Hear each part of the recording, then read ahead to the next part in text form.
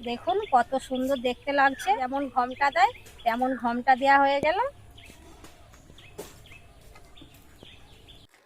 নমস্কার বন্ধুরা, অন্নপূর্ণা হেসেলে সবাইকে স্বাগত জানিয়ে আবারও চলে এসেছি একটি নতুন ভিডিও নিয়ে। বন্ধুরা, বাড়িতে অতিথি এসেছে, ভাবছেন কি বানাবো, আর ভাববেন না।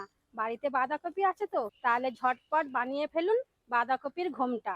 এই বাঁধাকপির ঘোমটা যেমন সুন্দর দেখতে, তেমন কিন্তু খেতেও সুস্বাদু। সেটা যদি হয় শীতের সকাল বা বিকাল, চা বা কফির সঙ্গে বানিয়ে ফেলুন, নিজেরাও খান আর অতিথিদের আপ্যায়ন করুন।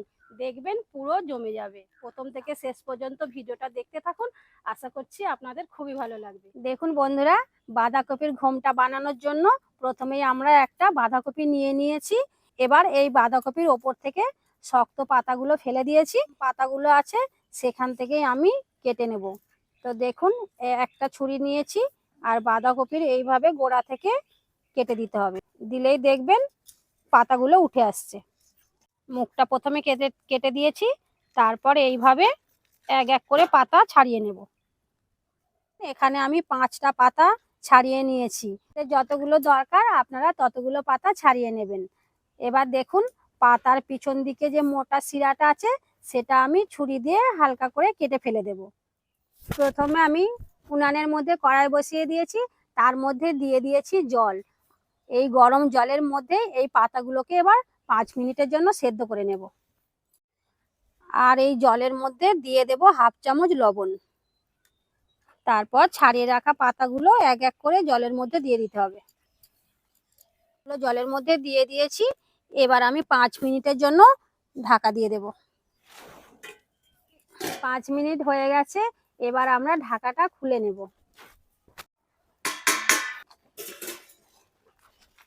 দেখুন কত সুন্দর সেদ্ধ হয়ে গেছে।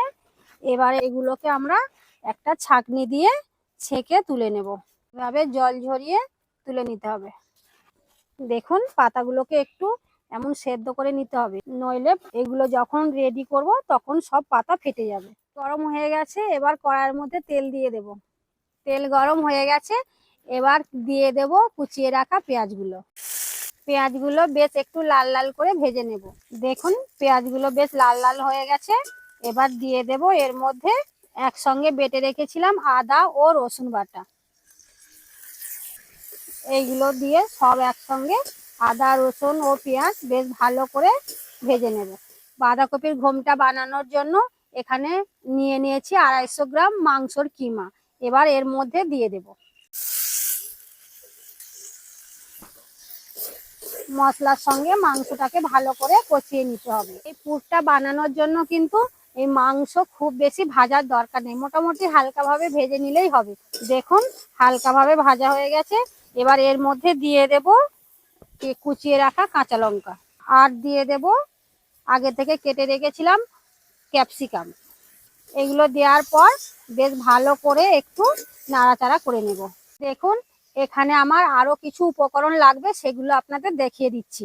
এখানে আমি আগে থেকেই হাফটা বাঁধাকপি আর 2টো গাজর বেশ মিহি করে কেটে নুন দিয়ে ভাপিয়ে রেখেছিলাম, আর 2টো ছোট সাইজের আলু, এটাও আমি আগে থেকে সেদ্ধ করে রেখেছিলাম।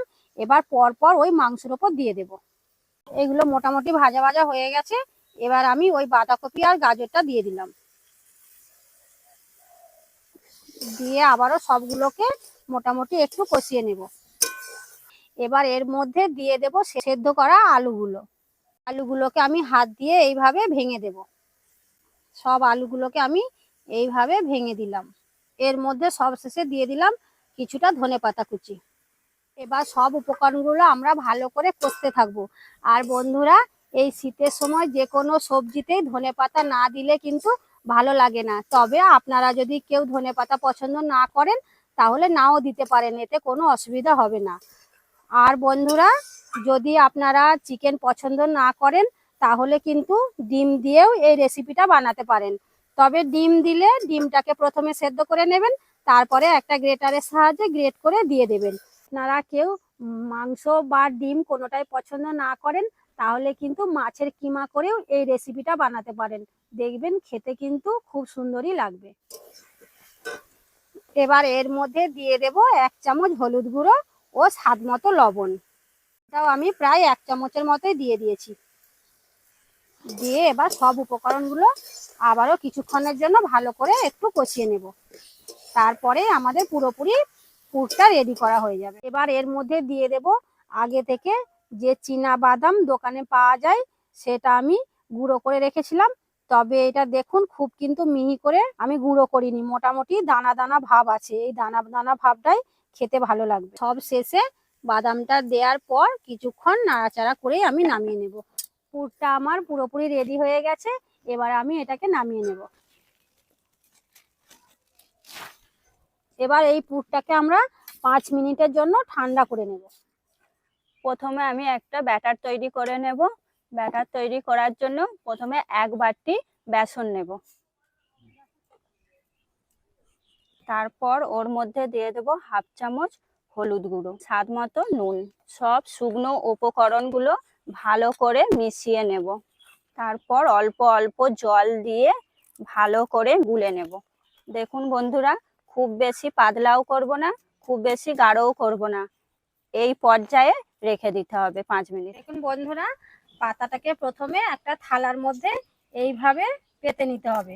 তারপরে সেই পুর থেকে চামচে করে ঠিক মাঝ বরাবর 2 চামচ করে দিয়ে দেব। ঠিক এইভাবে সমান করে পুরটাকে দিতে হবে। এবার প্রথমে ধার থেকে মুড়ে দিতে হবে। প্রথমে এক পাশটা মুড়ে দিলাম, তারপরে এই পাশটাও এইভাবে ওর ওপর দিয়ে দিতে হবে। তারপর মাথার দিক থেকে আস্তে আস্তে এইভাবে নিয়ে আসতে হবে। তারপরে এই পাশ থেকেও এইভাবে মুড়িয়ে দিলেই রেডি হয়ে যাবে। দেখুন এইভাবে আমি সবগুলো একইভাবে বানিয়ে নেব। দেখুন কত সুন্দর দেখতে লাগছে। পুরো মনে হচ্ছে না যেমন ঘমটা দেয় তেমন ঘমটা দেওয়া হয়ে গেল। তো এইভাবেই আমি সবগুলোকে বানিয়ে নেব।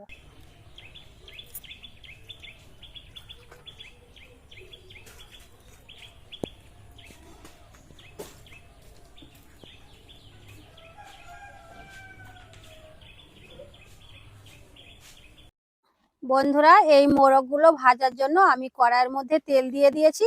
আর দেখুন তেলটা গরমও হয়ে গেছে। এবার আমি এই মোরগগুলোকে বেসনের সঙ্গে এপিড ওপিড ডুবিয়ে নেব। এইভাবে আস্তে আস্তে তেলের মধ্যে দিয়ে দিতে হবে। দেখুন এবার এটাকে খুব সাবধানে উল্টে দিতে হবে। তো এইভাবে লাল লাল করে ভেজে নিতে হবে। বেশ লাল করে ভাজা হয়ে গেছে। এবার আমি ওটাকে তুলে নেব। দেখুন কত সুন্দর দেখতে লাগছে। আপনারা বাড়িতে কিন্তু একবার অবশ্যই এইভাবে বানিয়ে বাড়ির সবাইকে খাওয়াবেন। দেখবেন আপনার কাছে বারবার সবাই আবদার করবে আরো একবার খাওয়ার জন্য। বন্ধুরা, আমাদের রেসিপিগুলো যদি আপনাদের ভালো লাগে তাহলে অবশ্যই চ্যানেলটি সাবস্ক্রাইব করে আমাদের পাশে থাকবেন। আর পাশের বেল আইকনটি ক্লিক করে নোটিফিকেশনটি অল করে দেবেন, যাতে সবার প্রথমে আমাদের নিত্য নতুন ভিডিও আপনার কাছে পৌঁছে যেতে পারে। সবগুলো আমাদের লাল লাল করে ভাজা হয়ে গেছে। বাকি যেগুলো ছিল সেগুলো এবার তুলে নেব।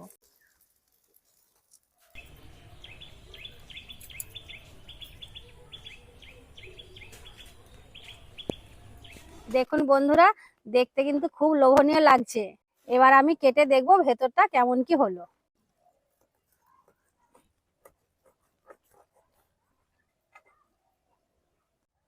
দেখুন ভেতরটা কিন্তু খুব সুন্দর সেদ্ধ হয়েছে আর দেখেই কিন্তু খেতে ইচ্ছা করছে। আপনাদের কাছে অবশ্যই বানানোর অনুরোধ রইল। ভিডিওটি ভালো লাগলে অবশ্যই লাইক, কমেন্ট, শেয়ার করবেন। দেখা হচ্ছে পরবর্তী ভিডিওতে অন্য কোনো রেসিপি নিয়ে। ধন্যবাদ।